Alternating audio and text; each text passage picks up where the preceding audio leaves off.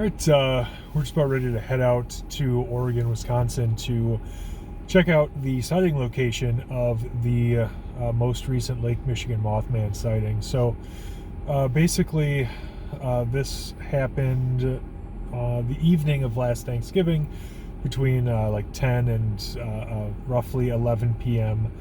These two young women out in this area outside of Oregon. I think it was technically in the town of Dunn after checking the map. They're very close. There's two villages sort of right next to each other.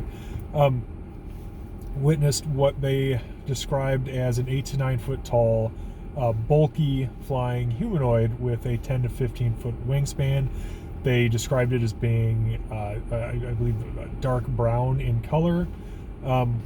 And later on, actually, one of the other witnesses said that she had actually seen the thing standing in a field, at which point she described it as having glowing red eyes. And I don't know what I was talking about there. By one of the other witnesses, I mean one of the witnesses I was literally just talking about. So, but yeah, these young ladies seemed to be credible. They also described a variety of other strange phenomena surrounding the sighting. They reported a strange malfunction with their radio each time they drove by the sighting area. They drove by it repeatedly because after their initial sighting, they were terrified, but they calmed down, and then I think they were a little excited, like they were feeling braver, and so they decided to keep returning back to this area. And so they said each time they drove past the same area, their radio would get very staticky and start playing multiple radio stations at once. They also reported seeing a large number of deer fleeing away from the direction of this sighting area. So it should be interesting. We're definitely going to go check it out and get the lay of the land and try to see what they saw. You ready? Sounds good. Yeah, let's go. All right, let's do it.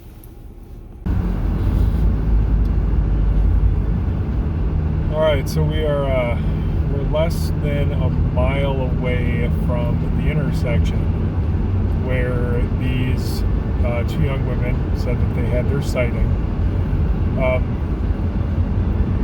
So I normally don't do this, but I went ahead and left the radio on because, I don't even know if you can hear it, but I want to see if it starts glitching out or anything as we get up to the intersection. We should be there relatively shortly, so yeah, let's take a look, see what happens. Well, that must be the lamppost they were talking about. You've arrived. From another direction, though. So we're gonna go straight. Yeah, and probably turn around. So we're pointed south. They were going east. So we want to come at it from that way. So I want to take a right there.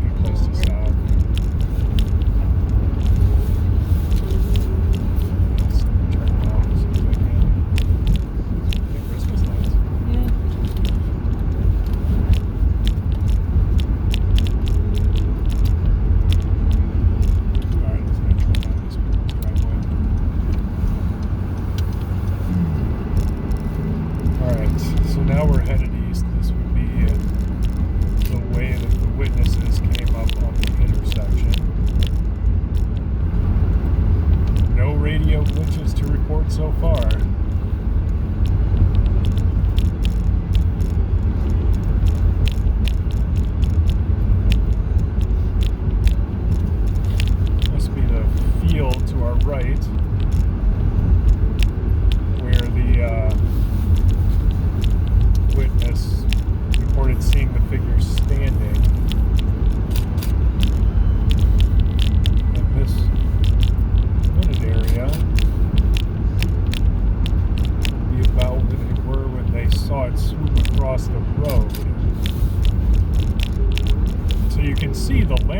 witnessed up here was the only illumination other than their headlights by which they would have been able to see this thing.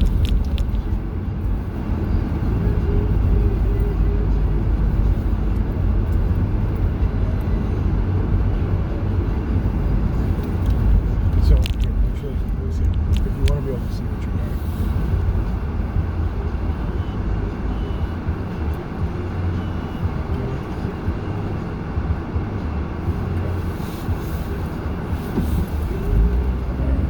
Of course, there's a car behind us again.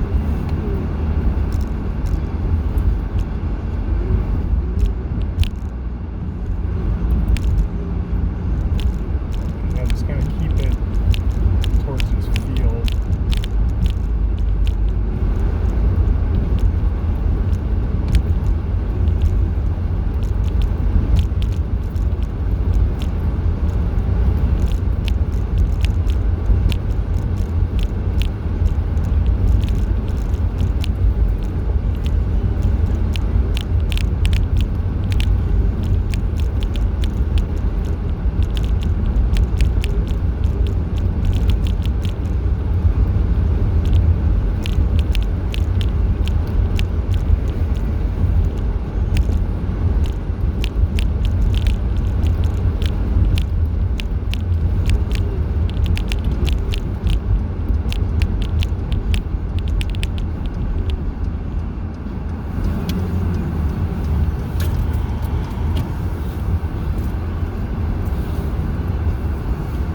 How did that work out?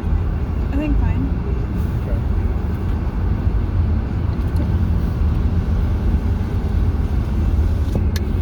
I'm not sure what else to do out here at this point. I have like a picture of the light post from my dash. You what? I have a picture on my camera of the light post from the garage. Okay.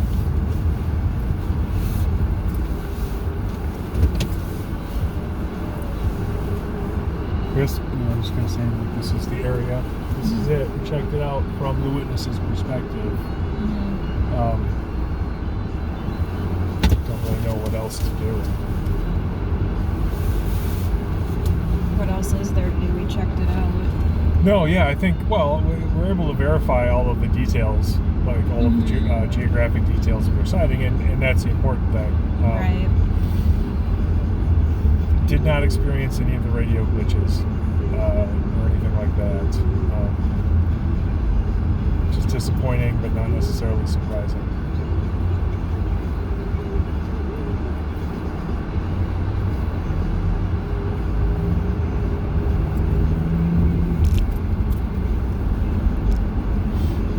Maybe we can go home and check the night vision. Yeah. See if it caught anything we couldn't see. This is still recording. Yeah.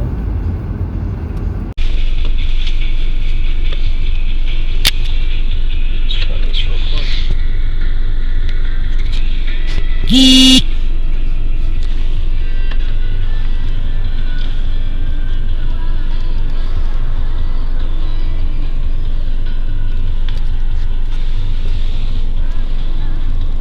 Oh, it's shining up in the window.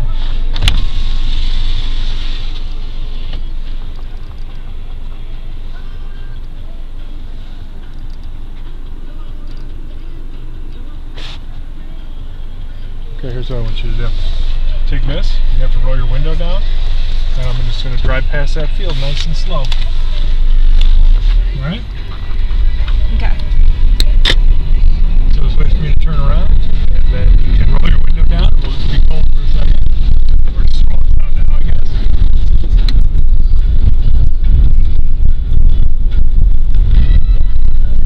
Just get some nice vision shots of that field, alright? Okay. So basically, I'm going to turn around, and you'll just... Is this timeout? No, I think we'll figure it out.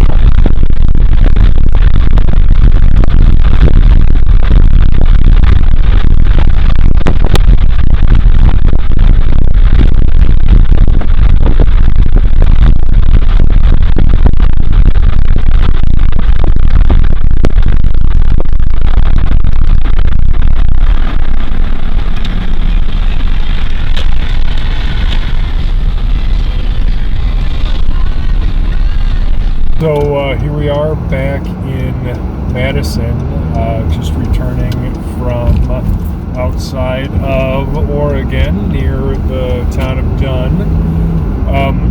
Unfortunately we didn't see any Mothman, any flying humanoids, anything like that. We also didn't experience the radio glitching that the witnesses reported. However, if that's tied to the Mothman phenomenon itself, since we didn't have any kind of sighting, that's not necessarily unusual. I will say it gets real dark out there. You don't have to get very far outside of Madison before you're in pretty rural areas, and they do get extremely dark. There are a lot of rural and natural areas out there. And they could hide a lot, frankly, especially something that doesn't want to be found.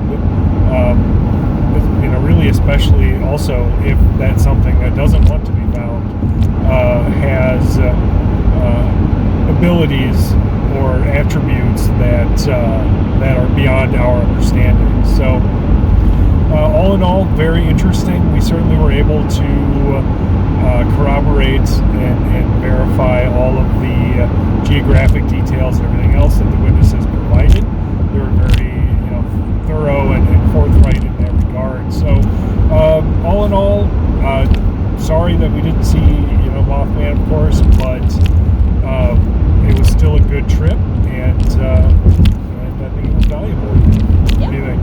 I agree. Good to get to lay of the land. Absolutely. All right. Until next time, keep it weird, everybody.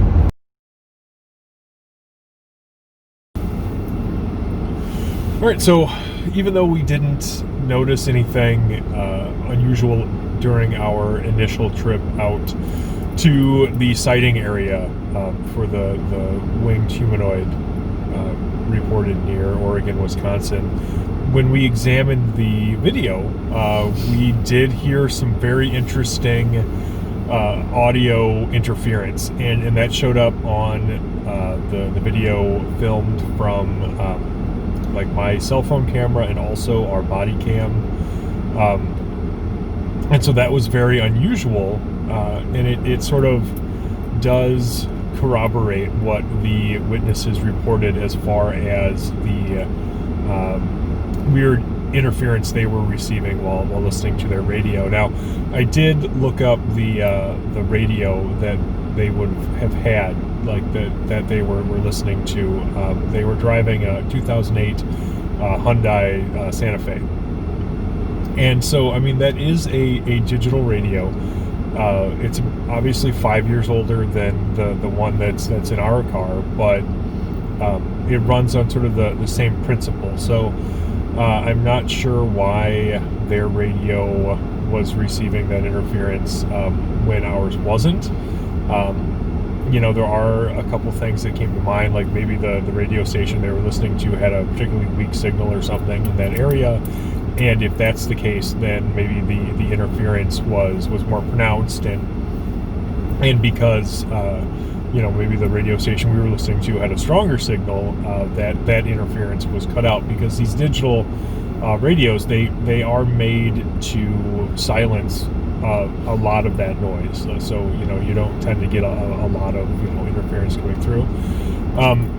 So that could be it remains to be seen, but still unusual nonetheless. So we're gonna head back and see if we can't pinpoint some sort of source for the interference that we picked up on our cameras. Ham radio tower, maybe like a large satellite dish, something. And we'll see how that goes and see if we find anything else unusual.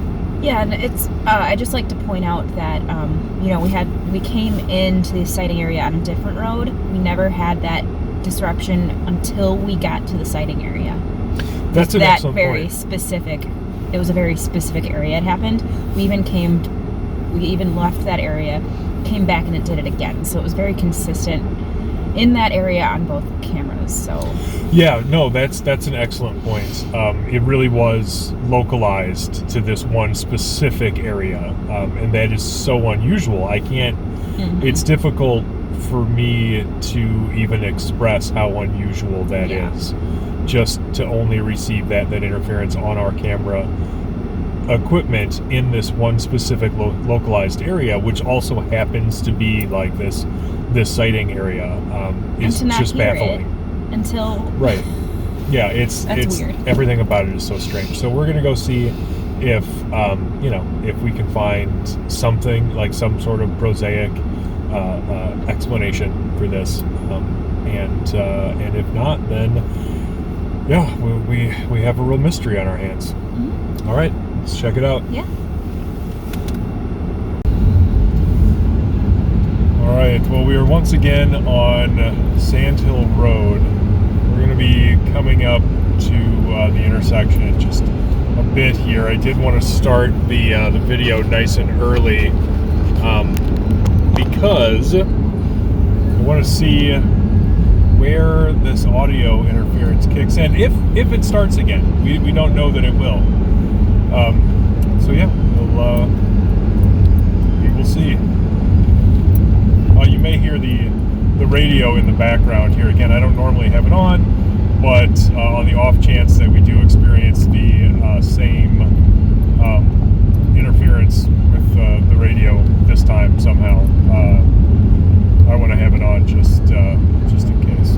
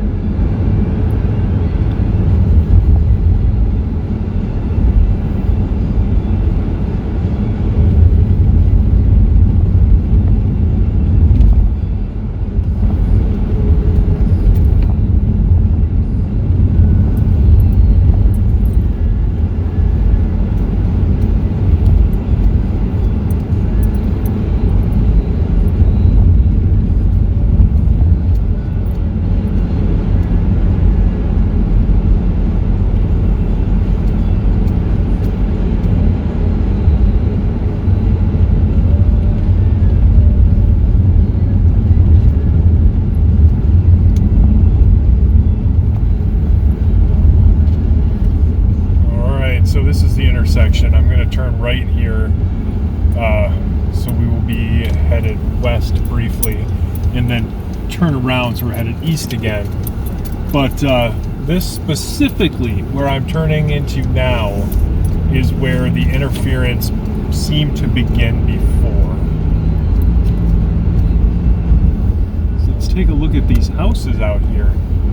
I don't see anything resembling any kind of radio tower or large satellite dish or anything that might explain where that interference came from. I mean, you can definitely see these houses here. Normal houses don't appear to have ham radio antennas or anything attached. You know, those are pretty noticeable. I remember when I was a kid, ham radios were still a relatively popular hobby, and I had a couple friends of mine that had ham radios, and they had these, huge antennas just kind of like tacked onto the side of their house, and they're pretty noticeable.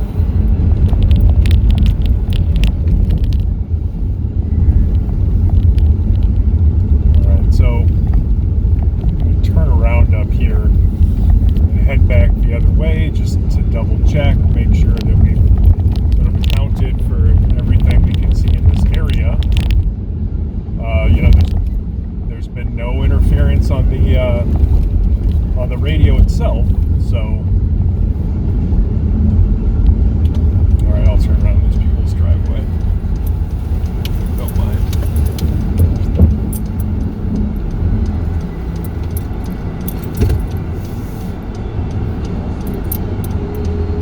Just waiting for this car. Probably tell there's quite a bit of ice and snow out here, so people are driving a little slower, a little more cautiously. That includes us. Last thing I want to do is end up in the ditch because of Mothman. Also gives us a really good excuse to just very slowly drive on these roads, which is nice. That works out pretty well.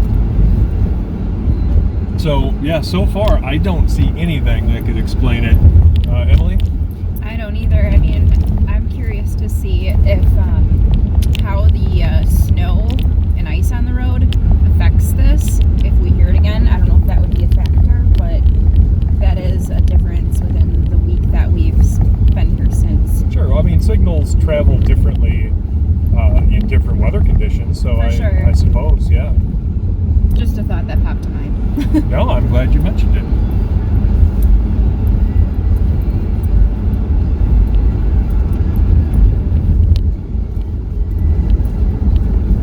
So again, this is the area here where the actual sighting took place. We have the field where the figure was said to be standing at the second sighting, and then ahead is the intersection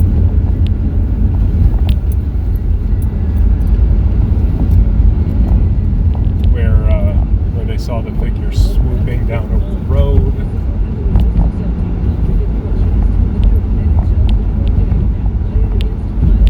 And yeah, no satellite dishes, no radio antennas, none of that. I don't even see any cell phone towers or anything similar out here. Just nothing at all to account for that interference that we can see.